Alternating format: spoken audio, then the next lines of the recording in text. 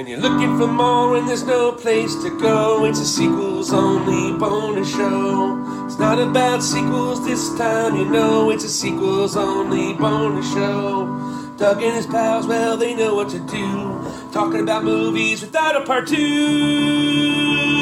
Looking for more and there's no place to go, it's a sequels only bonus show. Talking to stars with Doug Ditsold, it's a sequels only bonus show. Sequels only bonus show. We're the Monster Squad.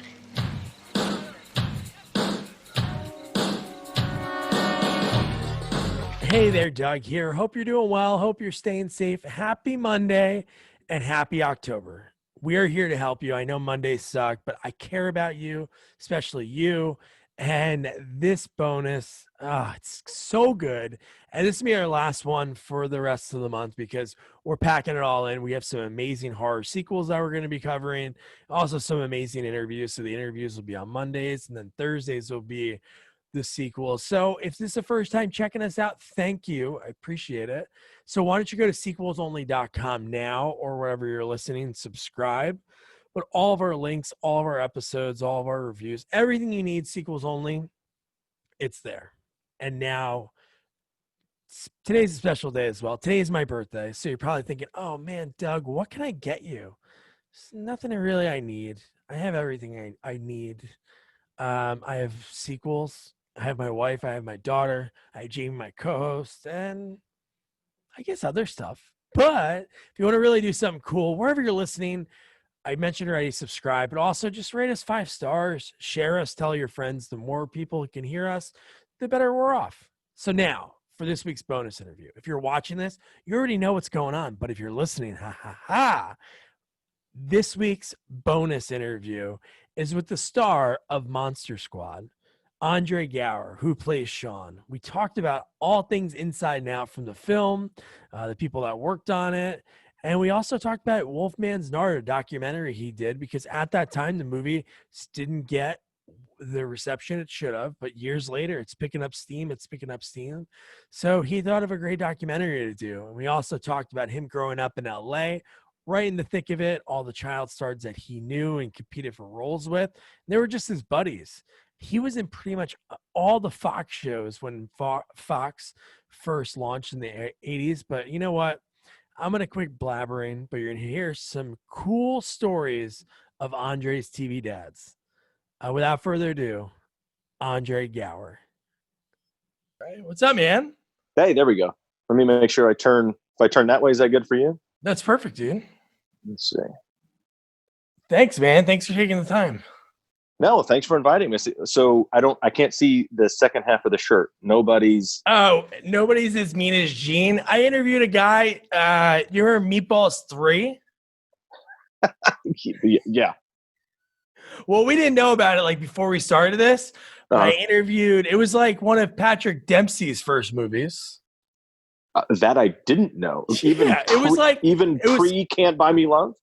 Pre Can't Buy Me Love, yeah. Right? Yeah. So this was kind of like the Michael J. Fox-ish, like Teen Wolf. Like they filmed Meatballs 3 in, I think, 84, and they held it for a couple of years. And then once Dempsey got a little bit bigger, I don't know how they can guess that. Maybe they got distribution. But anyway, I interviewed the guy that played this character called Mean Gene. The movie's like so loosely based on the first one. He plays Rudy. Do you remember Meatballs? Barely. So Rudy was like the little guy. I was young when Meatballs. Oh, you were? Yeah, you were like 7. Yeah. So it was like Bill Murray's buddy in the movie. So Patrick Dempsey plays him older. It's like so ridiculous. But Gene Simmons' wife was in the movie. Well, his girlfriend then. But right. So the guy that I interviewed who worked on a lot of stuff, he was the voice of Beast on X-Men, the animated series. So he told me that they always thought that they called the character Mean Gene, kind of making fun of Gene Simmons. Got it. So I made him one and I sent it, and I made one for myself. Yeah. Nice. Sweet, man. So I like to find out how people started, and then like you worked on a lot of cool different things besides obviously Monster Squad. Like a lot of I did, yeah. Pretty like amazing. So how did you grew up in LA, right? I did. I grew up, born and raised LA. I am as OG Valley kid as you can be. I grew up in the north end of the San Fernando Valley, so that's two-tone corduroy OP shorts and a lightning bolt terry cloth shirt and your BMX bike and some slip-on Vans. Nice. That's when you're really young, and then you get into the parachute pants and breaking days and neon suspenders and and faded out Clorox jeans, and you go through a whole bunch of stuff. But we were in LA, so everybody was always you're always either you have some sort of style or fashion element or pop culture thing that either people get later or not at all. I would definitely say later. I feel like some of those places, those styles hit like the Midwest. I'm in Jersey, but so a little quicker with like being close to New York, but I can see like in the middle of the country, like they're just getting that now. Right. They're just getting that now. Oh man, that's pretty hard. I hope they catch up. They're not. I know Midwest people. They've got some cool stuff. I love them. They're the best. Hopefully they're not getting neon suspenders right now. Please just avoid that phase. But yeah, no, it was growing up in LA was by itself is a whole other phenomenon, let alone growing up in LA as compared to everywhere else. And then growing up in LA and also being in film and TV when you're really young, that just adds a completely additional world. It's not even, it's a whole other universe. Oh yeah. Were your parents like in the industry at all, or anybody you knew? No, my sister Carlina is a few years older than I am. And she was. So she started out as back in the day when pageants were actually prestigious and meant something, like little kid pageant stuff. But she is one of the most successful pageant people in the state of in the history of the state of California. Wow. She's the only one to win all 3 crowns at different age groups and stuff like that. So in the old school California pageant world, she's an icon. But think of it as you will. But my parents and her moved down to LA because somebody, I don't remember who it was, but a bunch of people said, she should probably be in pictures. Very cliche. Yeah. And so she went down there, started off, doing a lot of print work, a lot of commercials, TV, and some feature stuff. And then surprise, here I came. And she's 6 years older than I am. So oh wow. I was 18 months old or something when I was on my first set, not as an actor, but I actually like all of my claim to fames that I have because I have some pretty bitchin' ones. Yeah. But one of the coolest one is that my sister is in one of the biggest and most famous movies of all time. So if you remember back in the 70s, Irwin Allen produced a bunch of the big disaster movies. And one of the best one of all time is The Towering Inferno. Yeah. And my sister is the little girl in The Towering Inferno. Oh my God, dude. That's amazing. Yeah. So she's the one, and Mike Lookenland, who was Bobby Brady, they played brother and sister. With Jennifer Jones and then she has this deaf mother, and Jennifer Jones and Fred Astaire get caught with them in the tower, and Paul Newman saves my sister. That's basically the whole Fire story, is Paul Newman saving my sister, Bobby Brady, and Jennifer Jones. Oh my God, dude. So I grew up, there was probably no way I wasn't going to be in the business. And, just by tagging along. And then I started doing stuff when I was 5 years old. Wow. And, what was the first thing you did? Were you doing like commercials or? Yeah. My first thing was a Jack in the Box commercial. Oh, and, dude, we lived in Oregon for a little bit. Yeah. Jack in the Box is pretty good. Yeah. And the very first thing I ever did was a national or regional Jack in the Box commercial. And I started doing a ton of commercials because they were huge back then. And that's one of the only things that kids did, a lot was commercials, because there wasn't a lot of programming and a lot of films that kids were big. And look, I was 5. Yeah. So that's pretty young. But, ton of commercials, ton of print work. Print work was a big thing back then because this is obviously in magazines and brochures and catalogs. I'm like in a million catalogs for like Macy's or, even the stores that were before Macy's. Yes. But, and some of them were cool and some of them were rather creepy. And you're just like, why am I standing around in my underwear? But they were, cute underwear, I guess, that were on sale at Macy's. But they just kind of progressed into growing up a little bit older and being getting a chance to audition and being cast in a lot of stuff. So when you start out younger, you have a little head start. Yeah. And, that just led to a lot of cool stuff, going into my, adolescent years and my teenage year. Yeah. So when you started, your first thing was you played in a Santa movie with Fred Astaire. Yeah, there's a little like 1 degree of separation because Fred Astaire was in Tearing Inferno. And that's awesome. This was awesome because I think it was 5 or 6 as well.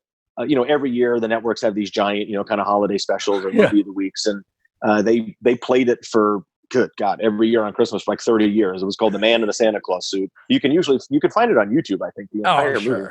But it was a fun kind of multi-character kind of connected story where all around a central character, and Fred Astaire plays this guy who runs a costume shop, and these 3 different main characters need a Santa suit like that day for different reasons. And my dad was one of them, who was played by the incomparable Burt Convey.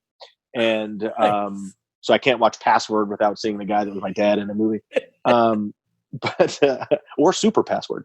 But that was cool. It was a very New York movie. It was very Manhattan, but we shot it in downtown LA. My parts. Everything else was shot in New York. My parts were all downtown LA. So what was that like? Even that, like you're doing the commercials, the print work, and then you get that. Like I've talked to a couple people that were acting at a young age. Like I just interviewed the Chip Douglas from My 3 Sons. Oh wow, yeah. And I can't think of the name. The kid from The Christmas Story. He was in Peter Billingsley. No, Peter Billingsley or Scott Schwartz. Scotty Schwartz. Scotty Schwartz. Yeah, he grew up like 2 towns over from me. Yeah, he did. He is a Jersey boy. Yeah, right. Yeah. So like I've talked for a long time. Oh yeah. Oh yeah. No. So what was it like the work? Like it's kind of, even at a young age, it's weird to say, but yeah, like what was the work-life balance? Well, it's interesting that you call it work to begin with, right? And then that you say, work-life balance, because that's exactly what it is. It's, most, and I think at the very, very beginning, when you start working or getting roles, the ones that become professional, can do the job and get it done, are the ones that are going to work, they get more roles. And because it's very hard to work with kids. It's so restrictive just on the legal side and the production side and the restrictions that you have, let alone dealing with someone that may or may not know where they are, may or may not want to be there. Yesterday they were great. Today, not so hot. That's the tough thing with kids, especially young kids. And a lot of directors don't work well with kids, or they don't know how to interact with them. But growing, I don't, here's the weird thing is I don't know. It's so interesting because I don't know what it's like to not be in it. Yeah.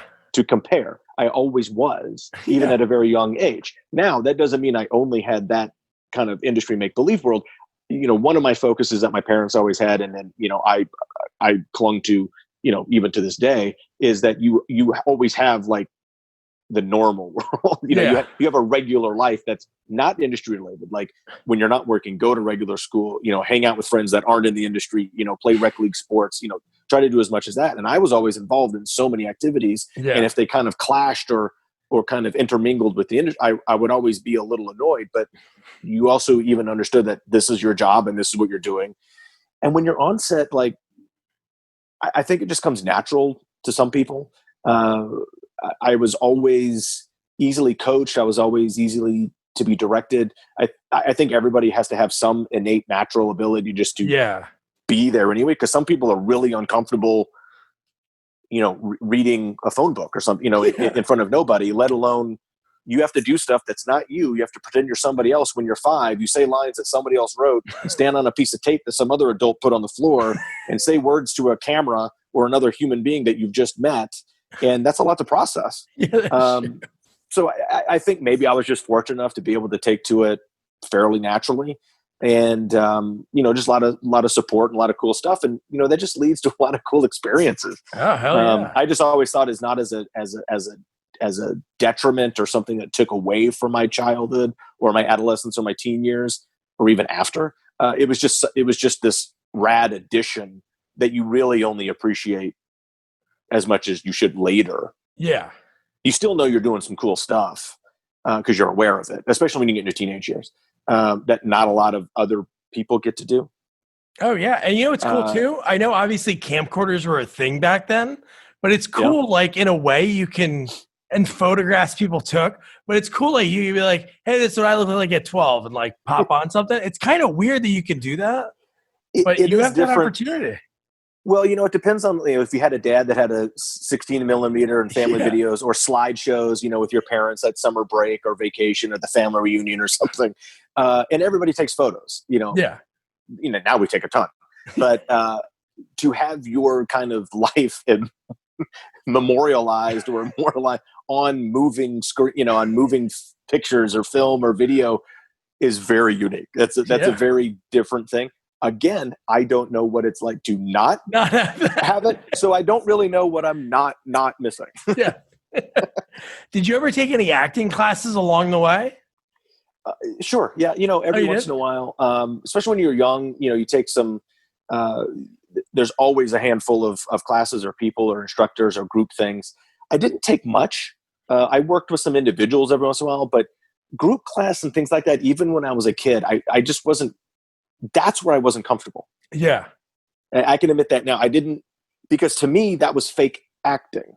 That was acting for the sake of acting, so someone could tell you how to do it differently or that you weren't doing it well. Now, I don't discount or discredit acting class or cold reading class or scene study or working with somebody like that, because I've done that for people on the other side.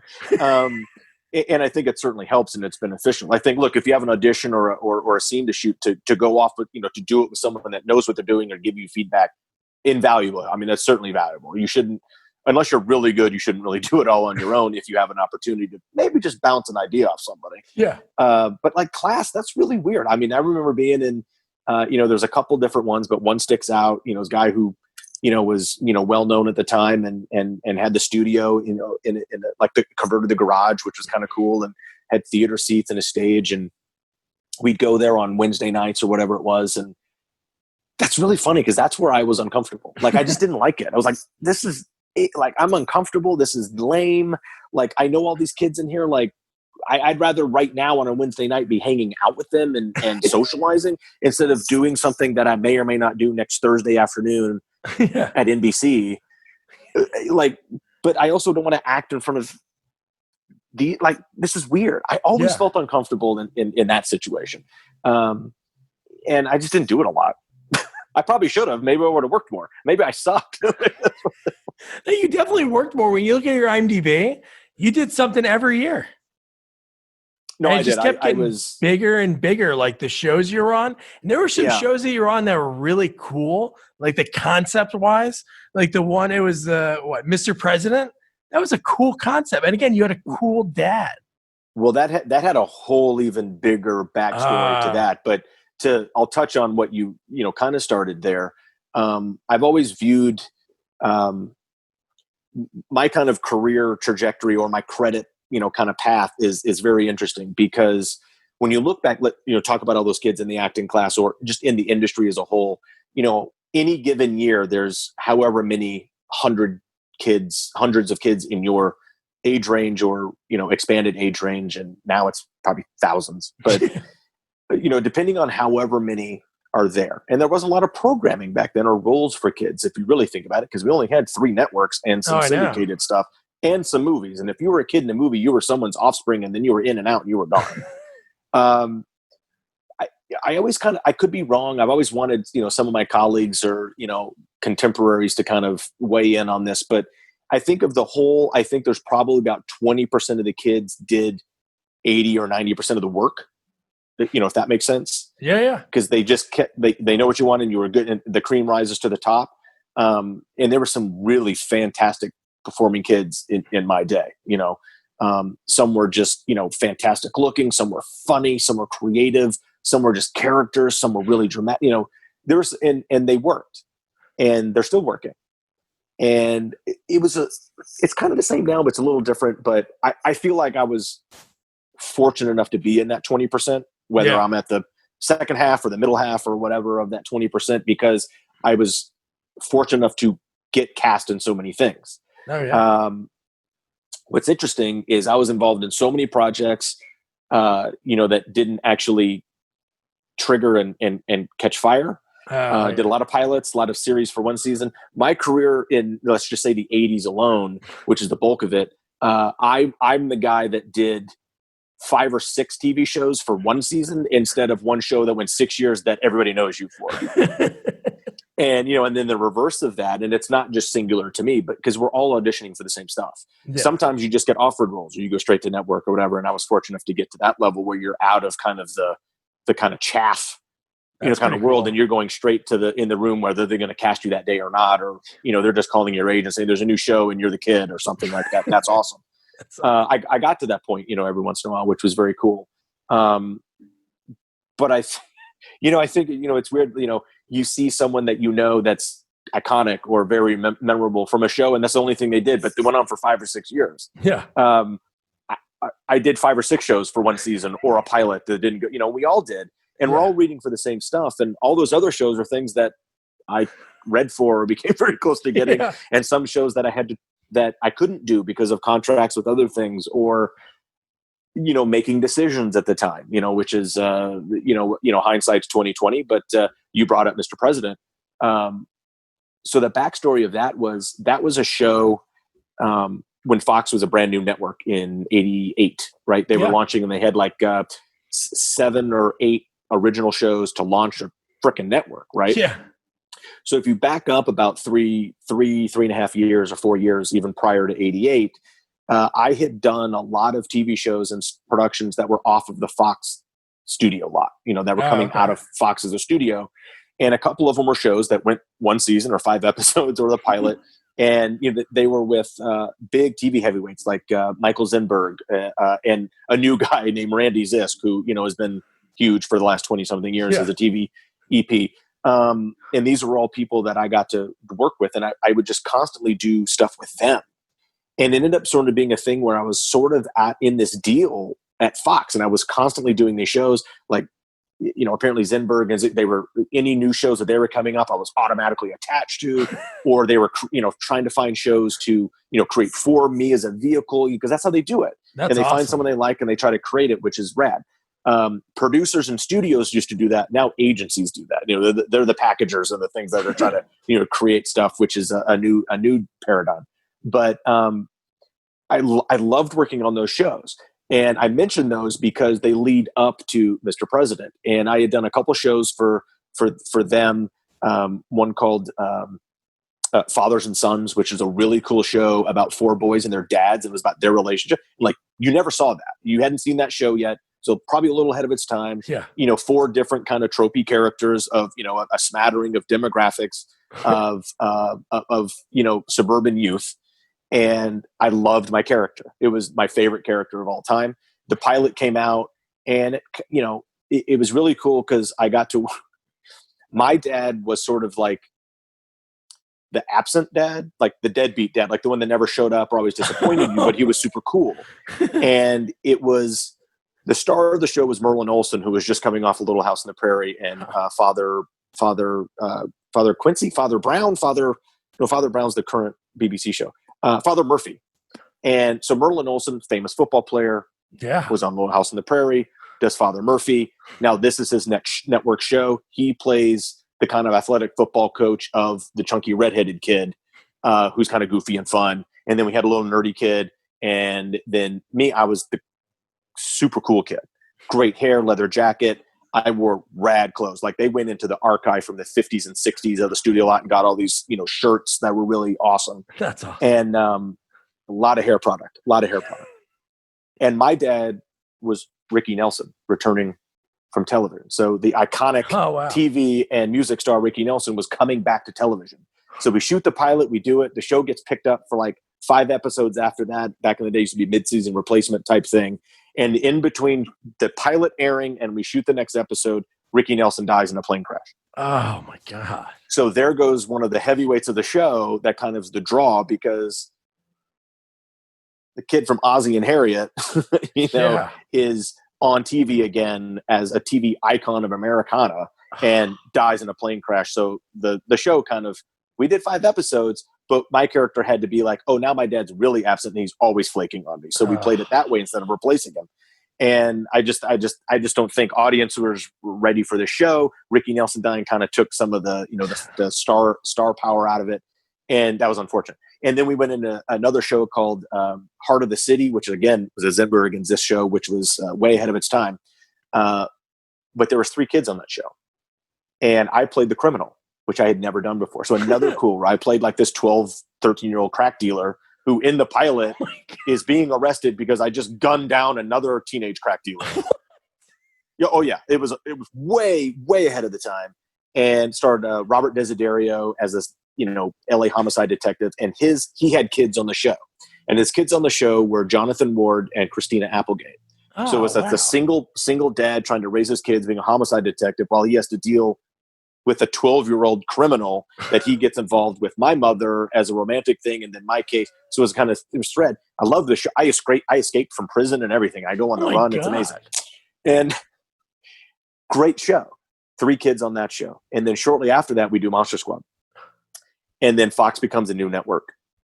And all 3 of the kids that were on that cop show got offered new shows on Fox Network. Oh my God. Jonathan Ward did a show called Adventures of Beans Baxter. Oh, where dude, I interviewed 2 people from that. Yeah. Great show. Nerdy inventor kid that solves crime. Awesome show. And Christina Applegate obviously did Married with Children. Yes. And I did a show called Mr. President, which at the time I got offered 2 Fox shows. And one was produced by Johnny Carson, being ran by Ed Weinberger, who's one of the biggest TV names of all time. Oh, yeah. Taxi, all this stuff, right? And starring George C. Scott, who's never done television. Makes this huge deal, huge contract, big thing. I'll come to television. We'll do this. He plays the president of the United States.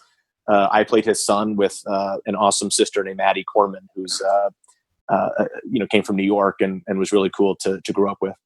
And also Conrad Bain was his chief of staff, coming off Different Strokes and Maude, and big TV heavyweight.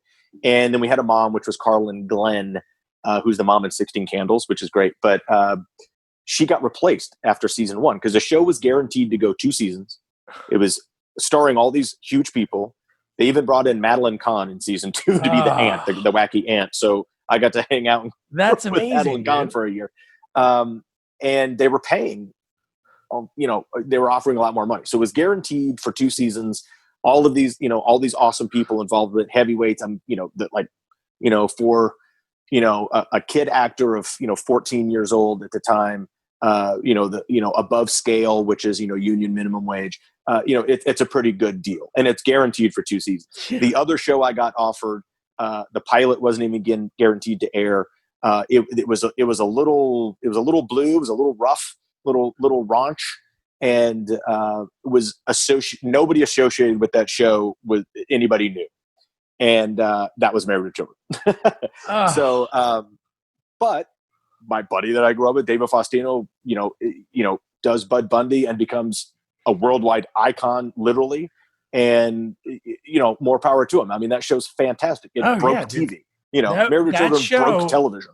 Yeah, that show is like that was like the one thing, like my dad, we had to watch all the time, and just I don't know if they would do a show like that nowadays, if it would even work, just how poor they were and the way they did everything. And yeah, it was a whole, and that's why it wasn't guaranteed to even air. Like you didn't know it was going to work. And then lo and behold, that's where Fox makes, gold.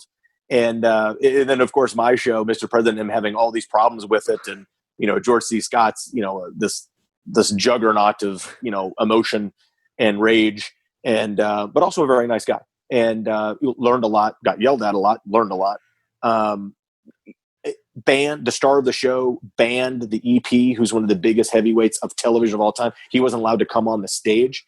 It's crazy. It was crazy, the stuff that you were just tangentially involved with, and then to hear some of these awesome stories of these amazing actors like Conrad Bain and George C. Scott, and when Madeline Kahn joined it, it was just a whole other world. She was, I don't even know how to explain Madeline Kahn, because people think when you see Madeline Kahn, you're like, oh my gosh, she's got a good shtick. Not a shtick. She has that energy and that power, like that energy bubble around her that's just her. She's just on, always on, dude. That's And it's cool. amazing. It's amazing. So you grew up with David Faustino, like around where you were at, or just Because audition wise? audition and pals, Oh, cool. off the set and things like that, because we both lived in the Valley. His younger brother, Michael, is obviously in Monster, he's Eugene in Monster Yeah. Squad. But Dave and I were same age. We didn't go to the same school, but of course you're in the same orbit. Like I said, when you're in that group, you know everybody. Knew his parents well. Boy, at that time, Mike was really, really tiny or not even around yet. And then I get to, end up doing a movie with, you kind of know everybody. You hang out and you go to everybody's birthday party and you go to, usually when you grow up like in New Jersey or, in Des Moines or in Tallahassee, the birthday parties you go to where the kids are in your grade in your school and maybe in your neighborhood, and that is it. Yeah. Like I had that as well. And like I said, I didn't miss that either. I didn't not do that. I also had this whole other world where I got to go hang out at awesome people's houses and grow up with all these other kids and go to their birthday parties and their bar mitzvahs and bat mitzvahs and things like that. So it was just a whole other addition. So, yeah, but I love David. He's turned his show that he ended up doing on Crackle years ago was hilarious to me. And everybody from Boulder Children went on to do, amazing things. And Christina's Christina. I mean, she's redonkulous. Yeah. And even if you think you look at it's unbelievable the way they keep going, and it was really cool. I don't know. Did you watch the last season of Dead to Me? I haven't watched season 2 yet. I loved one because Christina, who doesn't love Christina Applegate. Yeah. I also know, I knew her. We're not pals now. Like we don't hang out at Sunday brunch anymore, but like birthday parties at her house hanging out. Yeah. So I kind of know her. So I'm always connected. And then total fan of Linda Cardellini, going all the way back to, even pre-ER days and all that. But good. She's one of my faves. And I think she's great on that show. Oh, yeah. But I haven't seen season 2 yet. I haven't watched it yet. It's pretty good. But you had to think, I think Al Bundy, Eugene O'Neill, or Ed O'Neill, he has it's so cool to see him play the opposite of the spectrum on Modern Family. Like have the money, have everything, but he's kind of the same kind of guy in a way, just without being poor. He's kind of the same dry guy who doesn't want to be bothered and just let me live my life, but I'm surrounded by all these wacky people. So it's the same guy, but completely opposite. But that shows how talented someone like Ed O'Neill is, right? If you go back prior to Marriage, when you watch his like guest spots on TV shows or, you catch him in some old movie that he's just playing like a detective or something, you're like, it's Ed O'Neill. And you always forget it. But that's the thing with actors. If people are like, wait a minute, that's Al Bundy. You're like, that's not Al Bundy. That's the actor Ed O'Neill. He's playing a cop in this. You also know him as Al Bundy. Yeah. Or the manager at the donut shop in Wayne's World, which is such an awesome. He grabs the camera and he starts talking to it. Yeah, I mean, Ed O'Neill is one of those guys who just kind of has a presence, I guess. So that's why he works. That's why it works. He just has gravity. Yeah. So one thing was pretty cool because you had all these cool dads on all these shows. One of your dads that was really cool was obviously Shatner. Yeah, I mean, right? What is that? That's insane. Yeah, they, so for kind of most of the run of T.J. Hooker, they always alluded that he was divorced and had kids, right? But you never saw him, or like he would talk on the phone to them or something. And it was so one season, kind of later in the, after T.J. Hooker jumped the shark, probably. They decided to bring the kids into the plot lines, into the story, and so they come down to visit, and then they end up staying or coming, with some of the visit thing, and then they're going to move down there and stay with them for a while. And it was a regular audition thing. You read, you get it, you get the role, you show up. And I remember the first day of working with Bill Shatner and Adrian Zemed in a park in Burbank, just doing this like a scene in a park, and I'm like, yeah, okay. Yeah. And, but you just show up, you work it, it's not like, hey, this is my guy. You're my dad. I know who you are. It's great. You're Adrian Zemed. Grease 2 doesn't exist, but we love you anyway. And awesome. So everybody was gracious. And then don't forget Heather Locklear. I know. But we did, I think, and I remember the girl that played my sister, her name was Jenny Beck. And, cute little blonde girl, funny, talented, great face, perfect TV kid, right? And we did 2, 3, or 4 episodes or something, and then like the next we were contracted for the next season as well. Oh wow! To do 2 or 3 because they were going to keep the kids in the mix, if I remember it right. And at the end of that first, the TJ Hooker got canceled. It got picked up by another network, but they said, we're just going TJ Hooker stories. We don't want the kids aren't coming back. So they redid the thing, but it was a weird timing thing. And this is how the industry works. And at the time I auditioned and got cast in another brand new show. I was unable to do it because I was contractually connected to TJ Hooker, even though I wasn't ever going to be on the show again because it overlapped, I guess, in a certain time. And I didn't get to do that new show, which was Growing Pains, but that's okay. Oh my God, really? But again, my, pal, I've known him for years, Jeremy Miller, it was for the younger role. Yeah. Gets to do a hit TV show and becomes an awesome guy. And now he's like a chef, and like I get to see him every once in a while. And, I moved away from LA for big chunks of time, ever since I was 20, even starting in college, because I went as far away as you could possibly be and did stuff that you was not connected to the industry. Where'd you go to school? I went to school in North Carolina. My first school, I went my first college was called Lewisburg College, just north of Raleigh, North Carolina. Okay. And I played basketball in college. So that was my goal. That was my dream. So, growing up in the business and even in my high school year, it was very important to me to stay connected to sports. I was a good baseball player. I was a good tennis player. I didn't play much soccer up, just before college, or just before high school. But basketball was my sport. That's the one I liked. That's the one I enjoyed. And I was way too, on the short. I was definitely the short white guy, and I just had to work twice as hard. I got fortunate enough with a family friend who, did a little research and helped me out. And because I got laughed at by my high school coaches when I asked them to write me letters, or if they would. I'm applying to colleges, and I'd love to either. My goal was to just go somewhere. I knew I wasn't a D1 scholarship player coming out of high school. Like we know this, but just have an opportunity. Write me a letter of recommendation because I want to go and I want to see if I can walk on or something. That was just always a dream. Kind of got laughed at. Didn't take seriously. No one in my high school except for my government teacher helped me. He was really cool. And actually, he had set it up and got interest where I could have gone to college where Obama went to college at Occidental, which was really cool. Oh, he was a little before me, but that was in it's in Eagle Rock in California. That would have been really rad. But the situation came up with a family friend, kind of had a connection at this other school. I flew back to North Carolina after after I went on this cruise from graduation, and played in this huge team camp with all these teams from all over the country. And it was a big Bob Givens camp. Like all the top coaches were there. And then my coach from my first school came down, offered me a spot. He's had NBA players. He's had big D1 players. He's seen me play in this team camp for a couple games and practices. And he offers every player the exact same thing. He's an old soul, Southern basketball coach. And he says, I've got a seat on the bench that you can have. I've got a uniform shirt that'll fit you. The rest is up to you. Nice. And that is all I wanted. And so I showed up, I did that. I ended up getting, winning awards and winning scholarship at that school.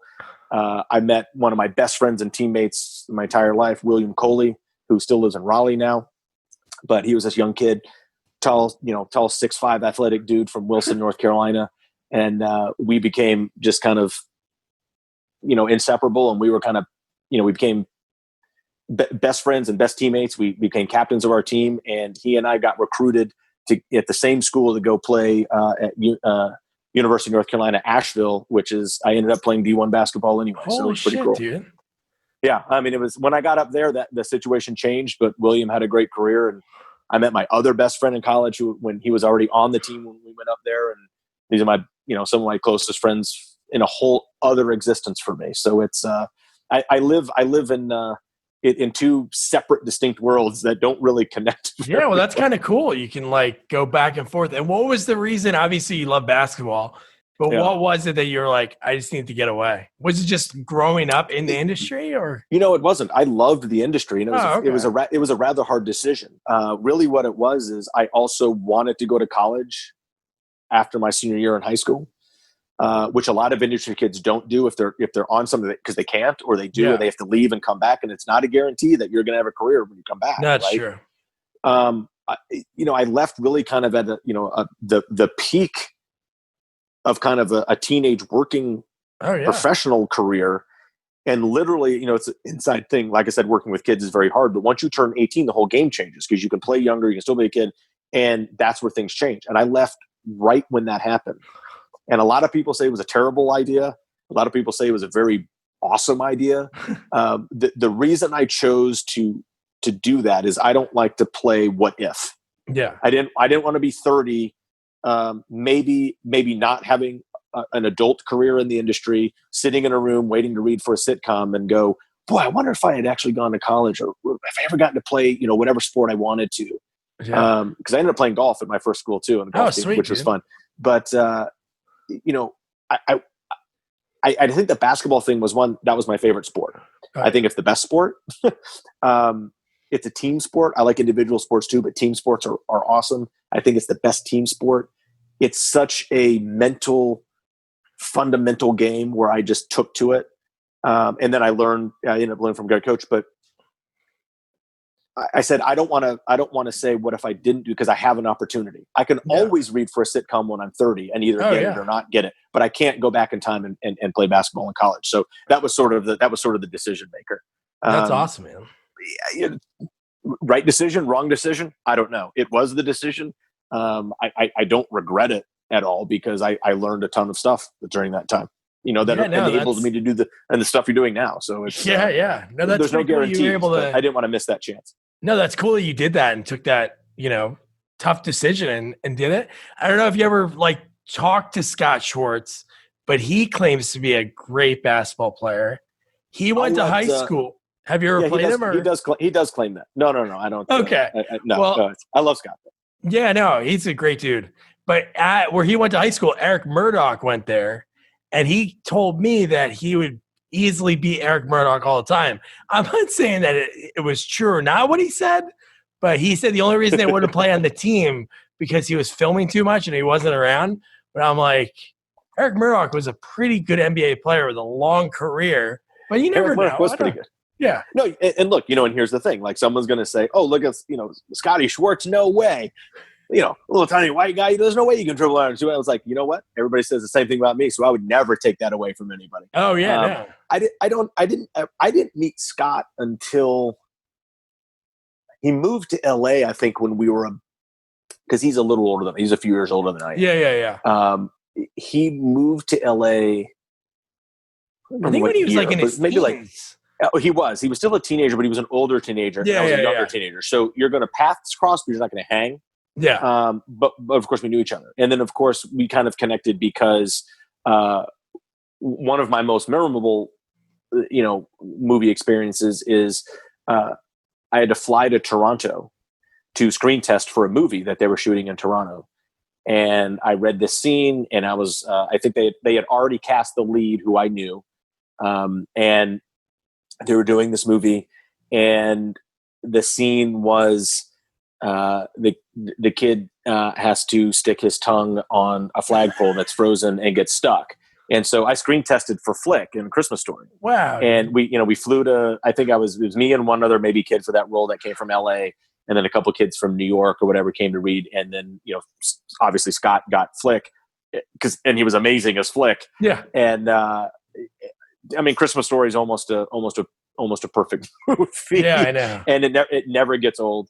And Peter Billingsley is absolutely amazing in that movie. He's Peter Billingsley. And I had known Peter because we grew up together.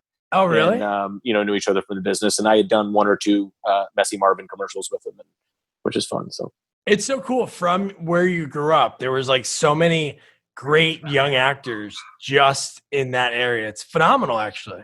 Well, even in the 70s and 80s, there was not a lot of the kind of traveling or transient kind of Yeah. kids. You either lived in LA or you lived in New York, or if you maybe lived in Philly, you could take the train and audition in New York, right? Or maybe Jersey or something. Yeah. And I know a bunch of kids that lived in Philly and auditioned out of New York, and one is one of my favorite people on the planet, Seth Green. He grew up in Philly, worked a lot out of New York, but then ended up coming out to LA permanently after like his second or third time to have to fly to LA to screen test for something called the Monster Squad. And then he ended up staying in LA. And, but I knew him from that time as some redhead, kid that was really funny coming from Philadelphia. And I had to spend the afternoon with him because I was reading with him a screen test for Monster Squad. Oh, dude. Let's talk about that. So when that movie, because those are the coolest movies when you're even older or younger, there's like this cool vibe of watching young kids just have to deal with issues that you wouldn't think kids would deal with, like Stand By Me and, Goonies and Monster Squad. It's like you don't usually should see kids in a situation like that, but it's just so cool to see. And this movie, I didn't look at who did the special effects for it, but dude, there's some really awesome effects. Creature effects or special effects, like visual effects? The creatures are unbelievable in the movie. Well, obviously the creatures were out of some new guy named Stan Winston, shot. Oh, really? And sweet. all the young guys that he had hired to work on this production were all brand new 20-something-year-old guys that had just started. So Stan had just done Alien and just done Predator. Oh, and sorry, yes, no, Predator was just after, because they worked on that. But there was all that wraps up in kind of the same time. Yeah. And, if we want to get into the creature aspect and the invention and the innovation that they did to create those practical monsters, the makeup effects, the practical monster effects like the change and the prosthetics and things like that, changed the game. That really switched the paradigm over. And then everybody started doing it like that. And it was guys like Steve Wang and Matt Rose making the Gillman suit, Tom Woodruff Jr. building the Frankenstein aesthetics after they were learning that they had to create the Creature from Black Lagoon and Frankenstein. They couldn't use the old Jack Pierce designs because they were still under copyright at the theme parks, and Universal initially said yes, and then they said no. So they had to re-envision these iconic characters, which they always lamented, and then they go, but then we got to do it differently. And they changed the game. Yeah. This was one of those movies at a time where practical was just turning into other stuff, and it upped the game. And we have, I think, some of the best creatures. And everybody forgets about our mummy. That mummy build from Shane Mahan is amazing. Yeah. And it's all hand-wrapped muslin and linen. And and then Michael McKay in the suit was great. It launched careers. It created icons. All the guys that created those monsters that you see behind you from scratch, as young apprentice employees at Stan Winston Studio, are all now the icons of creature making and own the biggest creature effect studios in the business now. That's cool, man. And it cool. all kind of started with, 86, 87 with them. Yeah. And just some of the people that worked on that movie, obviously Fred Decker was somebody then, but Shane Black, which, and, barely anybody then, except for when his fuse lit, it went quick. And Fred had written and directed a movie called Night of the Creeps. Yeah. Monster Squad got greenlit while he was making Night of the Creeps. So there's a little kind of Monster Squad Easter egg in Night of the Creeps. Oh, really? Yeah. In the scene in the bathroom, where, the handicapped kid actually gets killed in the bathroom, on the back tile, it says "Go Monster Squad" and a little graffiti art. There's a tidbit for some Night of the Creeps fans. And then he goes right into Monster Squad. And then as Shane had, it was the first thing that Shane Black ever wrote, besides some short stories, because they went to college together. Shane came to LA. He wanted to be an actor. Fred wanted to be a filmmaker. He didn't get into USC, which he had to go to UCLA. They wouldn't let him in the film. He didn't get in the film school. He ended up being an English major, but they worked on projects together. He and Shane started, shooting the shit one day about a story Fred has. And he's like, I want to write a story where the little rascals fight the Universal monsters. And Shane Black goes, that sounds fun. Can I write it? And Shane had previously written one other short story that always wanted to be a short film, called Shadow Company, which he references in Lethal Weapon. It was about sort of like this screwed over or betrayed platoon in Vietnam that gets wiped out, but they come back as ghosts for revenge and stuff. It's pretty cool. And but while we were shooting Monster Squad, Shane Black had written and sold his first spec screenplay called Lethal Weapon. That's crazy. And that got so greenlit and turned around. It came out before Monster Squad, and Shane Black, they got greenlit and shot before Monster Squad came out, and then Monster Squad came out and bombed, and then Lethal Weapon came out and just exploded as a hit. Created a franchise, which he walked off of. And then subsequently, Shane, 2 years after that, sold the highest spec screenplay in the history of Hollywood, and then followed that up and doubled that like the next year and sold the next highest, the beat his own record within like 3 years, made a lot of money selling spec screenplays, and then didn't work for 10 or 12 years. Yeah. But Fred, kind of the same. Shane's meteor kind of rose. Fred ended up, Monster Squad didn't do well at all. It was seen as a gigantic failure in the box office, which is the only thing that counted at the time. It took Monster Squad 19 and a half years to kind of, the audience to go, no, we are here and we are loud and we are gigantic and we're pissed. Where's our, this is our movie. Don't mess, please, we must show your appreciation. But Fred, ended up doing RoboCop 3, which was just, RoboCop 3, but that's 3 movies that don't perform, and apparently you go into director jail because those were the rules back in the day. Yeah, that's true. Yeah. And that really sucks for someone like Fred, who really is a deep thinker. He really is a great, creative mind, very knowledgeable, and had a lot of stuff to say and didn't get to say anything for 25 years. Yeah, we're going to cover RoboCop 3. I interviewed a couple people on it. Jeff Garlin was in that. Bradley Whitford's in that. Rip Torn.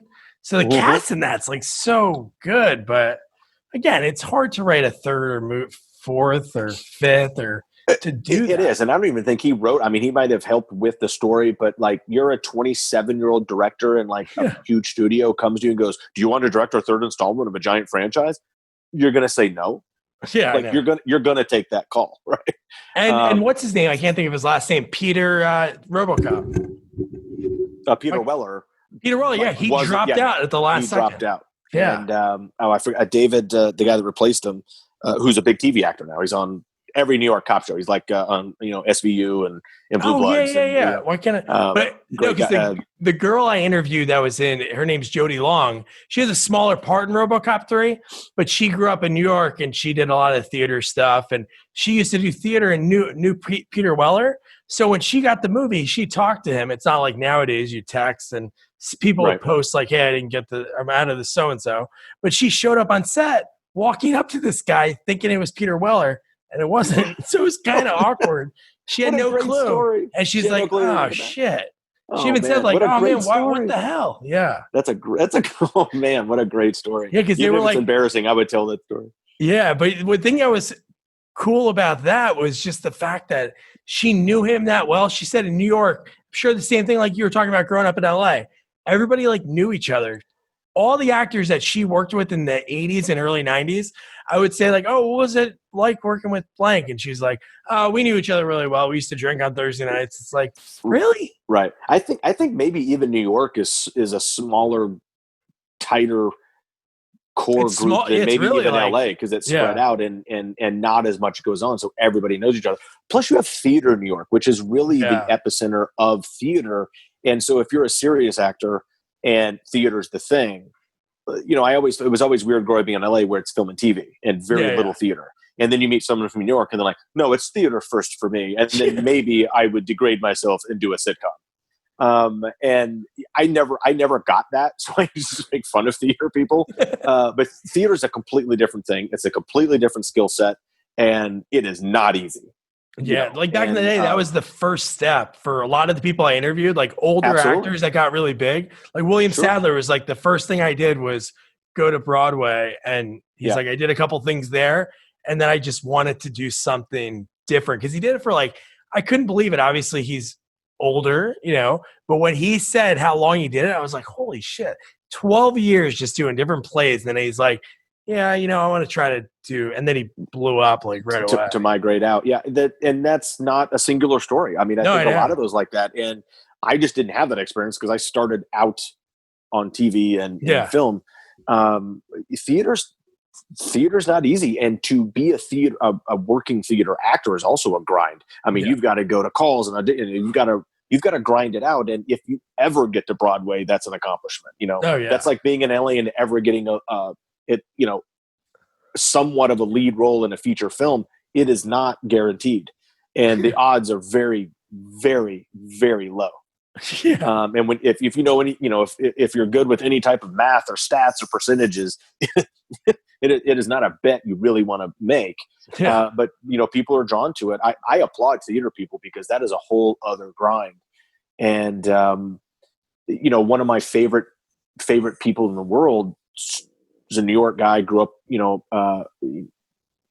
up in the Village, performing, doing theater, doing side theater, doing street performing, and then he auditioned for a show, became a hit sitcom called Bosom Buddies, and Peter Scolari is a TV star. There's another guy named Tom Hanks on this show, which ends up doing some movies later. But Peter Scolari ends up being the really funny, talented one on a hit TV show.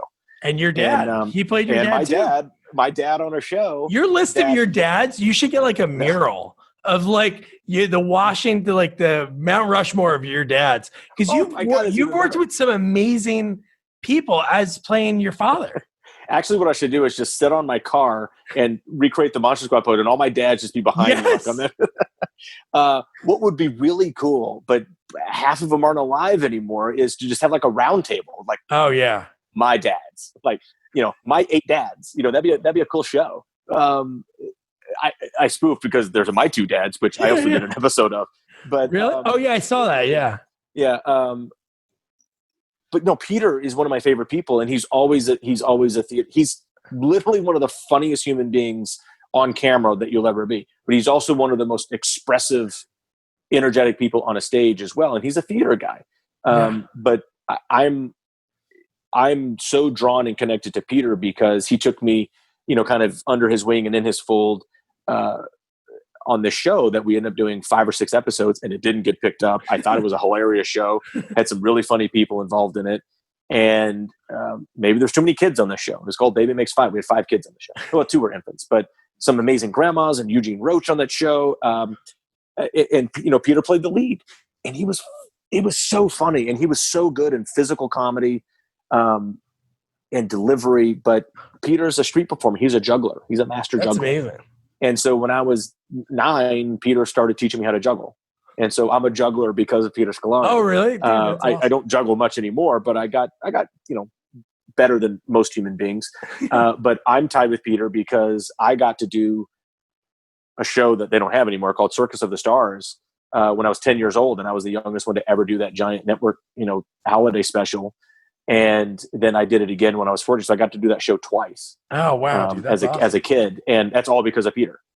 And because he'd introduced me to those, because he was doing it and took me out there. It was like, look, you need to find something. This guy's athletic. He's a juggler. He's funny. Like, he needs to do an act. And I ended up doing an aerial act with Tracy Gold on the, I was 10 years old. I was the youngest kid to ever do Circus of the Stars at the time. Oh my God, dude. That's amazing. Amy Foster ended up being like 6 months younger than I the first time she did it. So my record does not stand any longer, but that was a fun thing to do. And a big part of my life, because that stayed with you going forward with the people you meet and the things you have access to. And, I can go to the main guy's house, who's a famous stuntman with all the circus gear in his backyard, and I can go do circus shit anytime.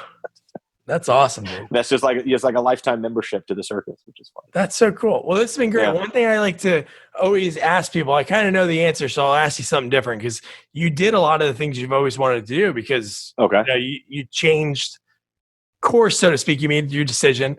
But I see, so are you starting to get back into acting now a little bit?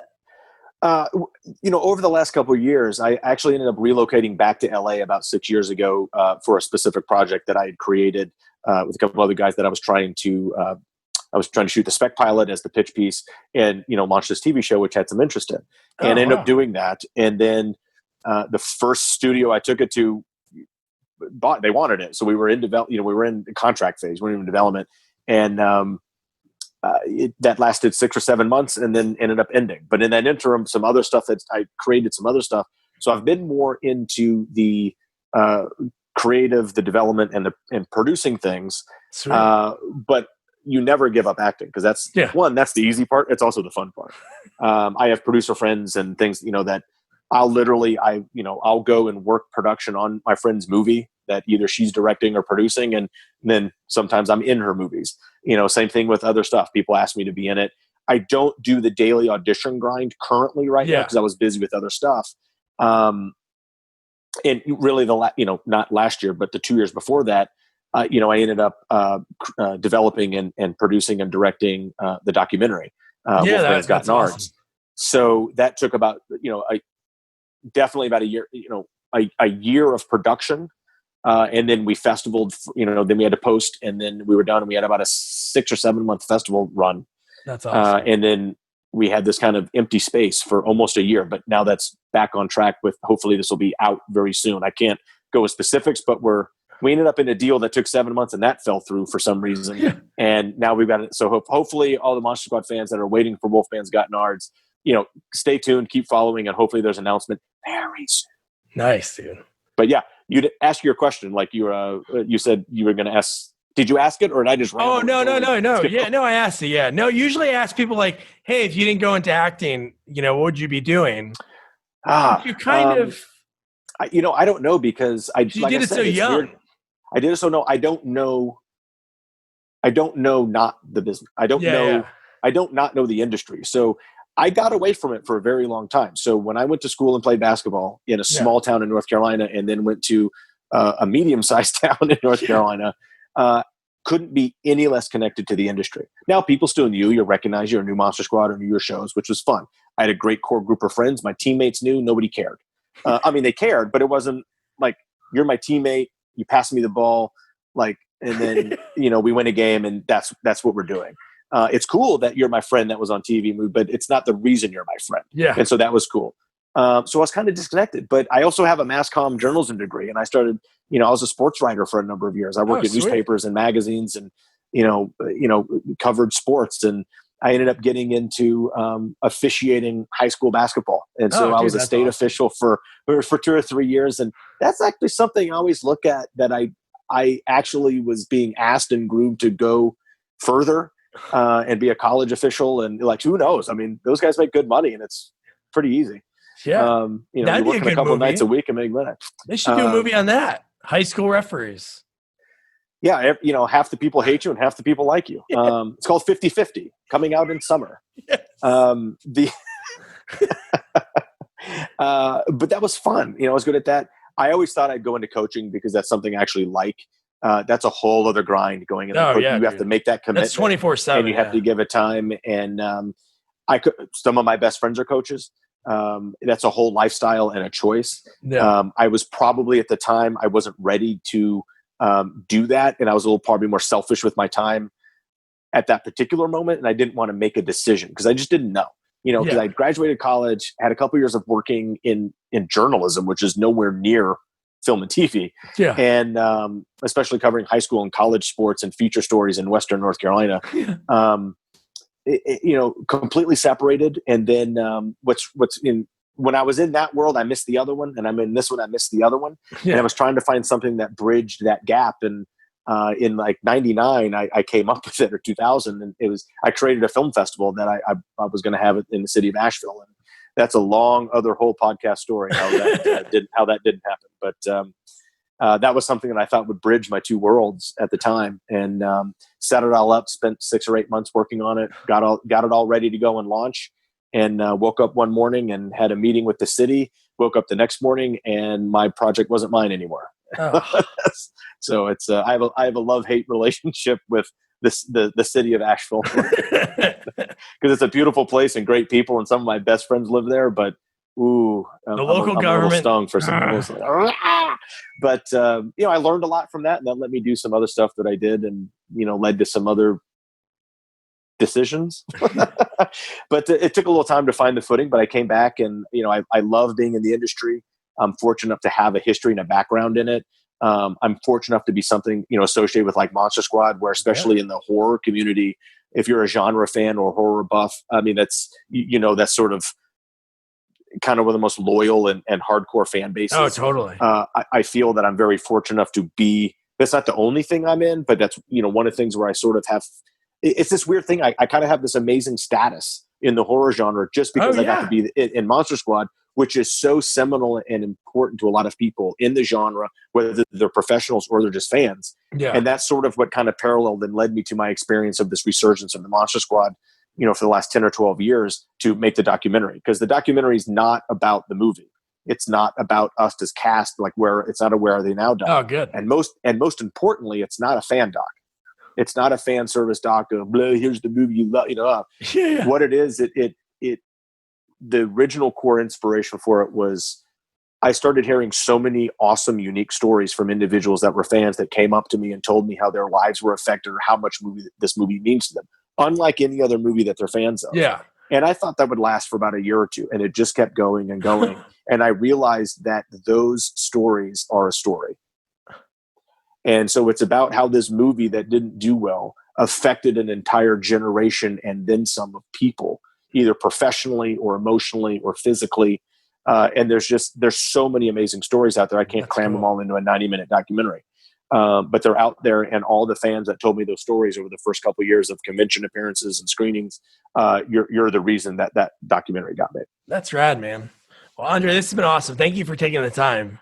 Yeah, man. No, appreciate it. If you want to come back and talk about any other thing, let me know. Totally. Love hanging out. So I love talking about Monster Squad. Monster Squad fans are great. Hopefully the doc will come out, but I like that we got to talk about some other stuff as well. Yeah, that's what, it's funny. Every time I talk to somebody, and it's not like I love Monster Squad, but I love hearing like the origin story and like the other things, because most of the time when I interview people, they're like, hey, you didn't really talk too much about blank. It's like, well, that's what people always ask about. And I think it's really cool hearing about the other stories, all the awesome dads you had. And I think you should really do that. Get somebody to Photoshop that, dude. That might be funny. Yeah, man. They're if they all stick around for a little bit, maybe we get to do it. I mean, other people have some awesome dads too, but yeah, George C. Scott, Shatner, Ricky Nelson. That's Peter Scolari. Peter Scolari. That's pretty cool. That's good, man. All right, Andre, have a good rest of your night, man. Hey man, thanks for having me. I appreciate it. We'll talk soon. All righty. Dude, wasn't Andre awesome? I really love talking to him. It's really cool, man. Just talking about a choice, a person that's acting every year pretty much since he began. He's always working. He said, no, you know what? I want to go play basketball.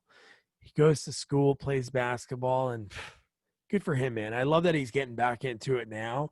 And just the stories and the memories he shared. And I really do want to, Andre, if you're checking this out, I am going to work on some. I'm not the best at Photoshop, but man, the Mount Rushmore of your TV dads is epic. So that was Andre. I'll put all his links in the episode notes so you can follow him, and his IMDb so you can keep tabs on him, because Wolfman's Nards and a lot of other things that he's working on. So don't forget to review, rate, share our podcast. Follow us on all social media at Sequels Only. And don't forget, check out our website, sequelsonly.com. Good night.